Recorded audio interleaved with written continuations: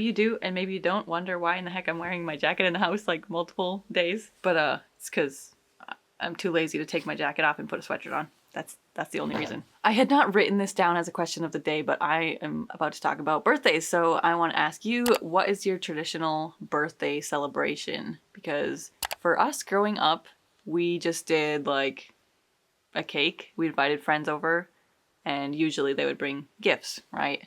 And sometimes we'd play a game like spin the bottle to decide the order of what gift you open first, or like play a game where you tie a balloon on your ankle and everybody has to run around and try to pop each other's balloons. We would play just random little house games like, oh, there was one that we'd play with clothespins and you put a jar on the floor and then you have to stand or sit or like kneel on a stool that's like kind of high up.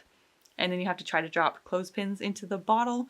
Whoever gets the most clothespins wins. I think our household was a little more on the boring end of birthdays.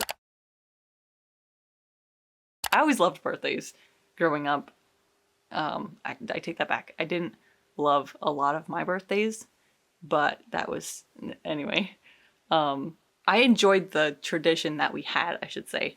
We didn't have like prizes for winners of games or anything. Like I had gone to a birthday party of one of our neighbors at one point that was like, it was all out. They had races and prizes and a piñata and all these games and things. We never had a piñata growing up. The first, actually fun fact, my camera decided, nope, I didn't want to hear about that, so it turned off. I'm just kidding. I didn't charge my battery since yesterday, and so anyway, it still needed to charge, and it's dead.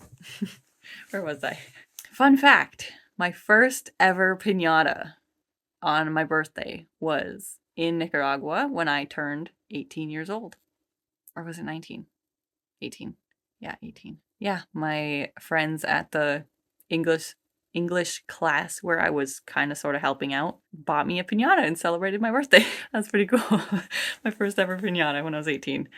Anyway, in Nicaragua, the tradition is generally to have a piñata. So for our kids, we almost always have a piñata. So I've had a lot of piñatas in my life since my very first time ever in Nicaragua. But yeah, so I'm just curious what your birthday traditions look like, what you would maybe do differently than what your parents did for you, what things you like about birthdays and what you don't. I feel like more and more as I get older, I'm like, man, this is just a pile of sweets. It's just too much sweets and sugar and junk all at once. So, I haven't really done much to change that yet, but I think about it every time. Oh, so our birthdays were always just, like I said, cake and ice cream. I think I forgot to mention the ice cream part. Usually cake and ice cream. But, like in Nicaragua, they usually would provide a meal to everybody who comes, and one of the foods that is very common there is the arroz de piñata, which party rice, you know? It's basically like a mixture of a bunch of different things within.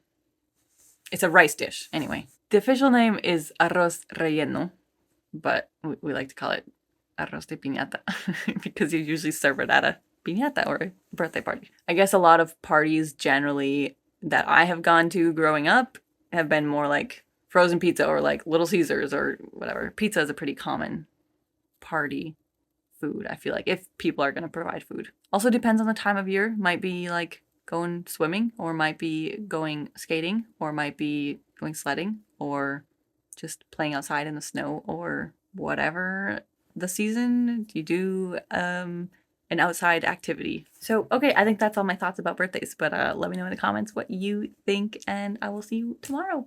Bye.